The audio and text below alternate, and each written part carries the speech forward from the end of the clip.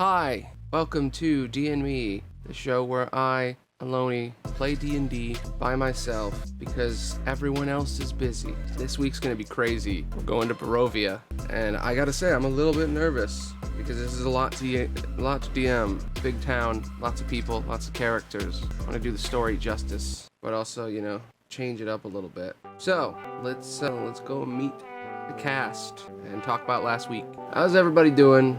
Round off. How y'all doing? I'm doing great. I'm excited. Happy that we're gonna kick some ass and take some names and learn about this crazy town that we're entering. Yeah, I'm pretty excited. I mean, we've been through a lot of death-defying events, and I'm happy to just hang out in the town. Yeah, I'm sure there's nothing horrible gonna happen in this village in the middle of this creepy-ass place. Nothing bad at all. Yeah, I'm just excited that Ted isn't, he's my best bro, and I was really worried for him last week when he almost died. Yeah, Ted's a pretty cool dude. So, what happened last week, guys? Let's do a little refresher for the podcast listeners later, and anyone who happens to stumble on this part. Who won last week? Last week was all about Vincent. So, Vincent, tell us. Good old buddy Vincent Kane. Tell us what happened last week. Well, last week I started underground, dying, bleeding to death in a coffin, buried underground. And I remembered my family, who's been gone for a long time. And Strad, the vampire who we're all here to kill, entered my mind and tried to get into my house in my dreams. And if he got in, he would control me. But I didn't let him in, because fuck that guy. Yeah, fuck that guy. As an asshole, he made me remember and think about my dad and my home in the past. I hated that. I don't want to go back there. He brought me back to a place I didn't want to be. But I'm Ophelia, that's my name, nobody cares. And I'm glad I didn't get taken over either. And I'm glad we got the hell out of there. We've been through a lot lately, with me crashing the carriage, and then this guy's dying, and Strahd trying to enter our minds. It was a lot. And I'm just happy that we're at a safe place. I'm happy that I have a place to steal some shit at. Because you know me, Flem the Goblin Wizard. Greatest thief and master of magic. I'm taking what I can. And nobody's gonna stop me. None of these idiots. Because I'm in charge, obviously. At this point, are we just gonna humor her and just let her believe that she's in charge? I mean, isn't that what we've been doing for like 5 episodes? Yeah, I thought it was pretty clear that, who's in charge here. Yes, very clear who's in charge. Yeah, obviously it's me. Yeah, definitely. Anyway, I'm Gregor. I was just kind of sitting in a grave for a while, and then I got in the car with my bro. He was pretty hurt, but I saved. He's a cool guy, and he's alive now, so that's good. Yep, that's what happened last week. So, the 4 of you are currently in your carriage. So let's jump on into it. Deep in the woods, after a lot of craziness, you guys were chased by ravens, a giant cloud of them, and a werewolf tricked you all into hiding in graves. You now all sit in your carriage, just traveling down the road. Vincent Kane, Ophelia Greyhound, Gregor the Iron Man, and Flem the Goblin Wizard, all sitting in the carriage with Ted the Viscani, who is currently stabilized. He was bleeding out earlier. It was not good for him. Your 2 horses are very injured, having fought through ravens and ravens and ravens. Your carriage wheels damaged from wear and tear on the road, having flipped from a broken tree that slowed you down. The carriage is dirty, filled with blood and guts of the 3 Viscani who died inside earlier. Things are not looking great for the carriage. And seeing as it's your primary form of transportation and the only thing keeping you safe, you really got to get it fixed. You've been lost in the woods for days going in circles and you're not quite sure where you are. You've run out of food and things are getting kind of desperate. What do you do? Guys, I'm getting tired here. These horses are getting tired. I've been running this car for a while. I don't really know where we're gonna go or what we're doing here. We've never been here, and Strahd seems to be everywhere. We definitely need a guide, somebody to help us out. Yeah, I really don't like this guy invading our minds. We really need somebody to protect us. That fortune teller didn't tell us anything. She was really vague in general. Yeah, well, I think she was full of shit anyway. I never believed in her. What are we gonna do, guys? Like, for real? Ted, you can help us, right? You're from here. I don't know if you're from here, but you've traveled through here. Yeah, bro. Yeah, I'm from here. We travel. It's one non-stop party. We travel in our carriages across the world. I didn't know you guys were lost, man. I thought we were just hanging out. There's a town like like right over there. And he points into the distance down a pathway you didn't see before that you've been passing for like 2 days. And he's like, yeah, it's like right over there. I thought we were just hanging out, party, having fun. Why didn't you tell me? I've been driving this thing for days, and you're telling me that there was just a left turn I wasn't taking? Yeah, man. That's the turn. There's a sign right there. As you look, there is a sign. It is moldy and broken, but it does say Barovia. Oh, fuck! Bullshit! Complete bullshit. That sign wasn't there. You don't have to. I'm not even gonna fight you on this. Yeah, it wasn't there. It wasn't there at all. It was totally there, but don't worry, okay? You did waste all our supplies and our time, but that's fine. Totally fine. I hate all of you. Legitimately. Why do I hang out with this crew? You guys suck. You like me though, right? I'm cool. I'm your cool friend, right? Love me, please. I need affection. You're cool, brah.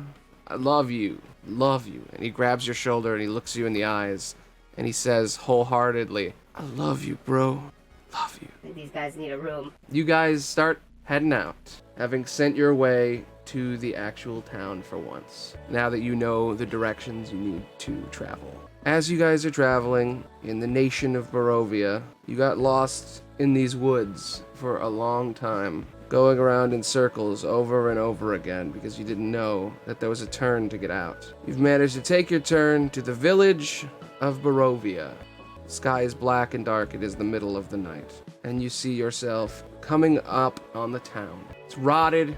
It's old. As you look at the windows as you drive by, they are boarded up, damaged. There's a mansion to the north with a large graveyard, a massive shop and tavern, a bunch of old buildings, and a church. Overlooking the city in the distance, you see the house that you burnt down a long time ago. Death House. Terrible, terrible place that is now forever gone. As you guys are creaking in on your broken carriage, where do you go? What do you do? So Ted, care to tell us anything about this town? I feel like we know nothing. Yeah, like, where do we go? Where can we fix this carriage? Well, I've been here before, but it's been a long time. There's a tavern called the Blood of the Vine. It's pretty nice. There's a guy named Bildrath who could probably help fix this carriage. And I know a guy who lives in that mansion. I've known him for a long time. He's probably at the bar. It's usually where he hangs out. It's pretty late, so we probably shouldn't bother them. But yeah, pretty chill place. Everybody's boarded up their windows. Strad's kind of a dick. And I wouldn't go in any building that I haven't told you about. Because it's pretty dangerous in this place. Like dangerous how? Like, crime dangerous or like vampire dangerous? Well, everywhere in this country is vampire dangerous, but I would say zombie dangerous, rat dangerous, angry villagers, maybe. It's not a good place to be. I'll just tell you that. I wouldn't go off the beaten path, but we need to fix this carriage, so I would say we should go to Bildrath's. He's kind of an asshole, though, and that's me saying it. I love everybody. Oh, fuck. Okay. Yeah, we need somewhere to sleep, too. So how about, let's go get our carriage fixed, and then we'll go hang out at the bar. Maybe we can sleep there. Or we can find his friend and sleep in that mansion. Mansion sounds pretty cool. That sounds like a great idea. Definitely not because there's probably a lot of money there, but also because it's a safe place. Yeah, I'd love a place to fucking sleep that isn't a bloody carriage. Cause this place is fucked up, man. You really did a number on this place, Ophelia. I didn't do it. Strad's the one that put the tree in front of us. I didn't kill those guys. No, wasn't me at all. You can talk about it. You can open up about your feelings, about your horrible guilt murdering those two men. No, let's not talk about it. Look, there's the mercantile. Let's pull in, guys. As she says that, you guys head through the town and pull into Bildrath's mercantile. There is a gate at the back where you can bring your carriage. You guys take the carriage and you move it up and you park it in Bildrath's mercantile. You all get out and stretch your legs after a long, long road trip. Ted just kind of sits in there and you all walk out, stretching your legs, waking up a little bit. Guys, man, that was a long trip. We really gotta chill a little bit. It's been a lot. So, what's the deal here? Can you connect us or what? Oh, yeah, man. Sure. He walks out. He kind of turns, trying to realize where he is, because he is still kind of hurt from before. 3 days rest isn't really a lot for almost dying. But he walks out, and you see, walking up to you, a big, strong, strapping man with rippling muscles. And he walks up to you, and he says, hey, you can't park in here without telling us first. What are you doing here? What's your deal? Hey, bro, what's up? We need our carriage fixed. Is Bill Drath here? Are you Bill Drath? No, man. I work here. I'm a stock man. Yeah, stock man. I load stuff in, I load stuff out. Are you guys here to sell stuff or what? What's the deal? I'm not really supposed to talk to the sellers and buyers and customers and people in general. Bill! Yo, Bill! Ted kind of looks at you guys and he's like, yeah. Bill's a major asshole. Just want you to know that. I'm not very good at haggling. I'm gonna walk up and be like, where is he? I don't know. Bill!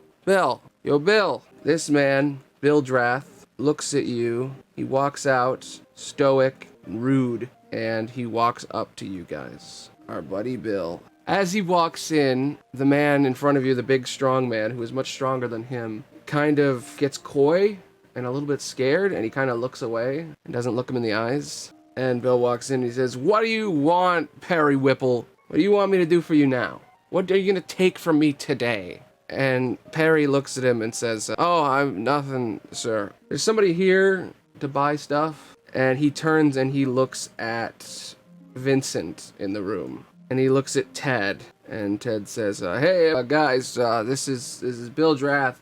He owns the shop. He could probably fix your guys' carriage. He's a guy. He's here. Ted, I don't want to talk to you, Ted. Why are you here? Well, it's not my thing, man. I'm just here. These guys, they were traveling. They want their carriage fixed. Bill walks up. He looks at your carriage. He looks at your horses. He sees the bird marks and claw marks and blood and guts inside and ruins, and you guys have been in there for days. It looks awful. And he kind of walks around, judging it. He walks up to you. I can fix it. I'd give you supplies too, but it's gonna cost you a lot. And he looks at Kane, even though Ophelia is the one who talked to him. Excuse me? I'm the one who was asking. Are you ignoring me? This is my carriage. Ted kind of goes to raise his hand, but then he realizes that he doesn't really care. It is technically his people's carriage. It's not even anybody's specific carriage, but whatever, he doesn't care. Sure, it's yours. I'm the one haggling here. Why are you looking at him? The man, Bill, looks at you, and he looks right through you, and he looks at Kane. So you look like the man in charge here. I see you have many servants working for you. You have a golem over there. You have a little goblin that's probably helping you whip your horses into shape. And I'm assuming that this is your wench. Wench? How dare you? I'm nobody's wench. Can I talk to you guys for a second? 1 second, Bill. Bill says, okay. And he starts looking over at Perry, and he's like, Perry, Wimple, pick up that box over there. Present yourself properly. And Perry is just like, okay, sure. And they all you guys all huddle up. You're all looking at each other. What do you do? This guy is a fucking asshole. Douche. Do you see how he treats that guy? You see what he fucking said to you? Yeah, it's pretty obvious that I saw what he did. Fucking dickhead. Normally I wouldn't say we'll rob somebody, but you know what? Flem, what do you think we should do? Hell yeah, finally someone in my corner for once. Alright, I think we should agree to whatever he says, price-wise. He fixes it up, and then as soon as it's done being fixed, and we're done with everything we need to do here, we take everything we can and we run. We don't have to come back to this town. Fuck this guy. Maybe we can even get Perry to join us. We should invite him to the bar with us. Inside man type of track. Hell yeah. This is awesome, guys. But I will point out, as sort of the voice of reason here, just because this man is an asshole and a sexist dickhead, he treats his employees like shit, doesn't mean we should just rob him. Ted looks at all of you, and he looks at the man, and then he looks at all of you. And he's usually a pretty chill guy. And he looks at Greg and he says, brah, you're wrong, man. You're wrong. Fuck this guy. This guy's an asshole. Let's rob him. Let's rob him blind. Well, I like Ted now. You're awesome, Ted. Welcome to the gang. part of the group. We're the anti-Strad group. We're all gonna kill Strad. It's gonna be great.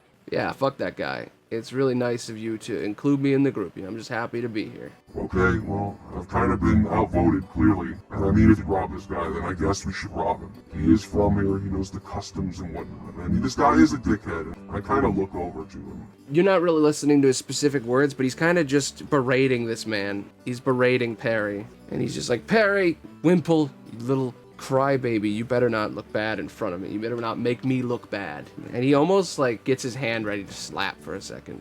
And he kind of walks back to you guys and he's like, so, sir, what are you thinking? What do you need, my friend? Well, I walk up to him, and I kind of reluctantly hold back my internal urge to kill this man. And I put my arm around his shoulder and we kind of walk over and I'm like, well, let's walk and talk, buddy. You strike me as a man of means. How much is this gonna cost? The two of them sort of walk out of the area to go discuss what to buy and how to buy it and how much everything will cost. Meanwhile, back with you guys are all just kind of hanging out unsupervised. And Perry is just kind of there, lifting boxes. And he looks really bummed. He's like, I'm such an idiot. I shouldn't have spoken to them without his permission. You know, this is my bad. My bad. I am going up to this guy. Hey, man. I'm gonna tap him on his shoulder and kind of give him my nicest smile. He looks at you. What's up? He almost seems a little nervous. Just to be talking to people in general. Why are you working for this guy? What's your deal, man? Who is Perry? Well, I've been here a long time. I work for him. I move his stuff. Bildrath, he's kind of an asshole, and my name is Parpol Cantemir, but I prefer Perry. I'm not a very formal man, but nobody calls me my full name. Everybody calls me Perrywimple. Everybody says I'm dumb, that I don't know nothing. And that might be true, but I don't know. I'm sorry that I spoke to you guys. You don't have to apologize. You didn't do anything wrong. Why do you work for him? Why do you care so much? Well, he's my uncle, and I guess he's been, taking care of me for a while, helping me out. I don't know, I just kind of do what he says. He gives me a place to live, a job. It's pretty nice. I know that if I push any further, he's probably gonna go and defend this guy, so I'm not gonna insult him. I'm just gonna say, hey, you wanna go for a drink with us? We're gonna be in town for a little bit. You wanna come to the Blood of the Vine? So we can all have some fun? Well, I don't really... Okay, fine. Yeah, fuck it. Yes, I would love to go out with you guys. It's pretty dangerous here, though, at night, so you guys should be careful. At that point, Kane walks in while you guys are all sort of talking amongst yourselves. Alright, that guy is insufferable. I need a drink, like bad. So I agreed to pay him a bunch of shit. I look over at Perry. Yeah, we're gonna pay him. I kind of try to subtly show the party that no, I don't want to give it away because I don't know who this guy's gonna be on the side of.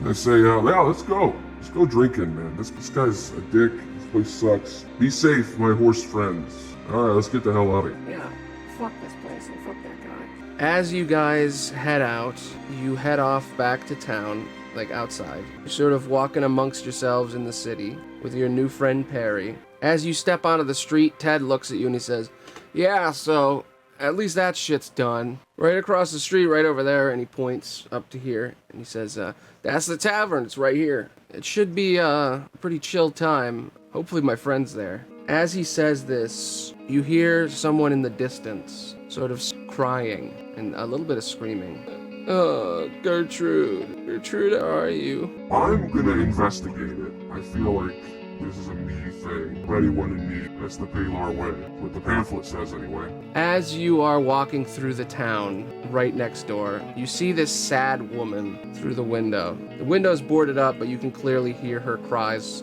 She seems like she's in anguish. There's a sort of ennui that you can feel in this town. Everyone who's around is very sad and tired, but she seems more sad than most. What do you do? Hey, hi, I'm Gregor. What's wrong? At first she's kind of afraid of you and kind of starts to back up, but there's something about your tone and demeanor. It doesn't seem like you would hurt anybody. And she sort of walks up to the door. She doesn't open it. It's locked with like 15 locks, and all the windows are all boarded up.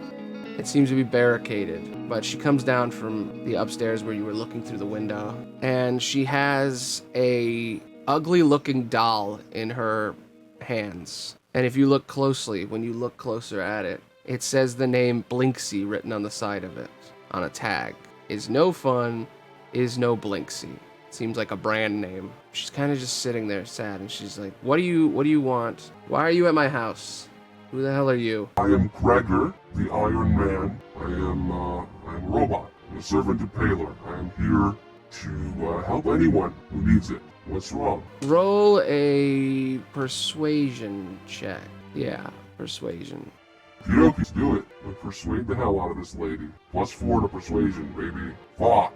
She's too afraid, and she sort of backs away and starts to head upstairs. What do you do? Who is Gertruda?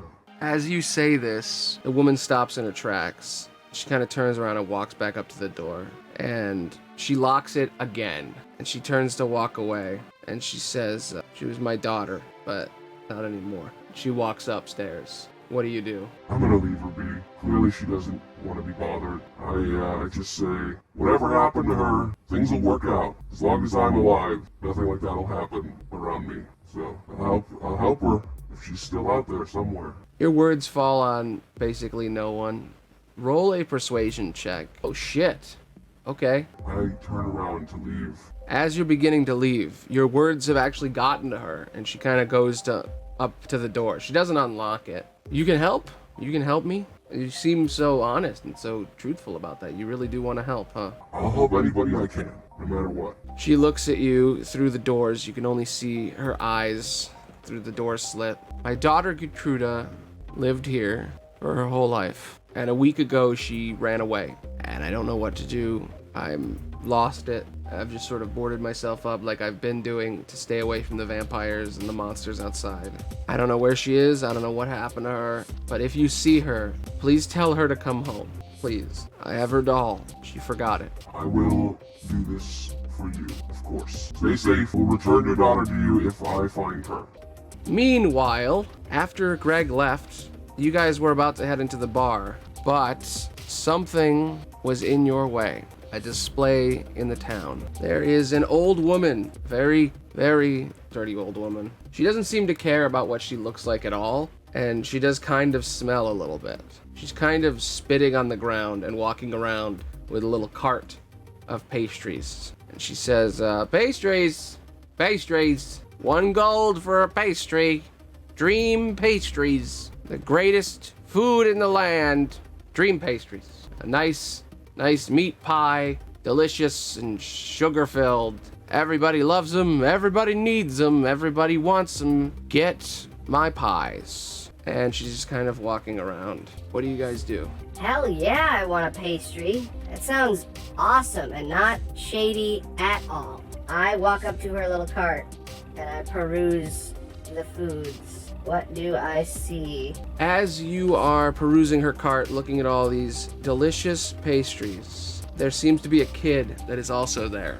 So, lady, what you selling? She looks at you and she says, dream pastries. They're the greatest food you'll ever eat. They'll send you on a journey across space and time to your happiest place you'll ever be.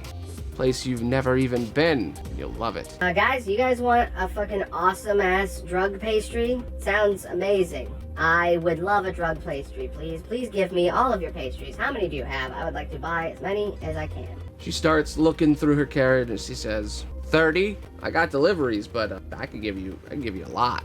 Perry's kind of been watching all of this, and he wants to help you, but he's kind of scared to say anything, and he kind of nudges you a little bit. And he's kind of looking away. He's like, follow me, come on. Wait a minute, Perry. I just want to buy some of these pastries.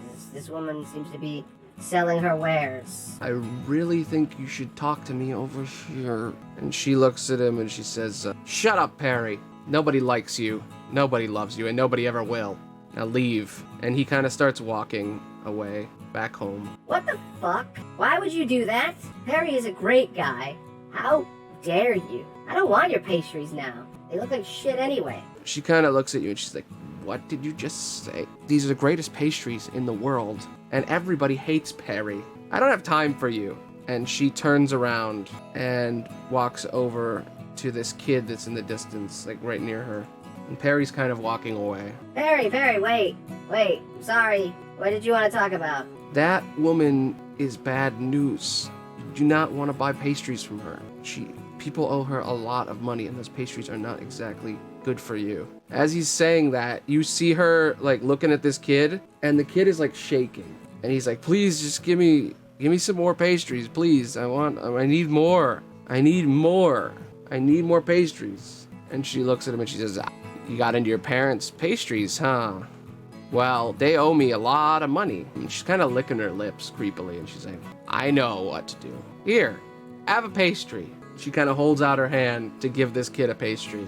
I don't know if it's just me, but do you guys think this town is like fucked? Like, really fucked? Like more than a normal town fucked. Like, we've only been here like 20 minutes and things are strange. Real strange. I mean, I don't know. She just seems like kind of creepy, but she's just an old lady selling pastries. She's giving that kid a pastry. Doesn't seem that bad. Yeah, I don't really know anything about her. She's not from here. She looks like she's from, maybe, that cart looks like it's from Bone Grinder, maybe? Old Bone Grinder? I don't know. Yeah, I'm not sure. Something's going on. Well, I'm gonna have a word with her, and I'm definitely going to steal her pastries if I can. Because I do want them, and even if I can't eat them, someone can, and I can definitely sell them to somebody. So I'm gonna walk up and watch what happens to this kid after he eats one. The kid eats the pastry, and he's had a bunch of them already, so his tolerance is pretty low. As he eats the pastry, his eyes roll into the back of his head, and suddenly his pupils turn white, and he sort of passes out, falls to the ground. He falls to the ground, eyes white, kind of foaming at the mouth a little bit. What do you do? Shit. That's, oof. Fuck. That's too, why is she giving a kid this stuff? I look at the pastries. Is there anything magical about this woman or her pastries? Yes. I'm gonna have you do an Arcana check for specifics, but she feels super magic. Well, that's an 11. Not my best work. It's almost like she's blocking me. What do I see? You know what? Fuck it. I'm gonna cast Detect Magic, because I need to know. So you're looking at her, and you're not sure what to make of all this. And you want to sense magic, but you can't. So you say, fuck it. You open your book to the spell that says Detect Magic, and you cast it subtly. She immediately turns and looks at you. You know my secrets, huh? Somebody's looking into things they shouldn't be looking into. And she turns and looks at you, deeply in your eyes. As she looks at you, she sees you're pulling out your spellbook and she feels threatened. So in self-defense, she shoots a bunch of little beams of light directly into you, knocking you over with the force energy. She casts Magic Missile. Fuck, this is like my first wizard battle. Holy shit. Yes! I love this. I'm gonna kill this old lady. I can take her ass down. How much damage do I take from Magic Missile? Let me see. Do I have a reaction? Oh, wait. I am going to use my staff. Staff of Defense. I cast Shield. Fucking suck it, you witch bitch. I cast Shield, which specifically is designed to stop that spell. Fucking suck it, you old hag. As she shoots the beams of light, I cast Shield.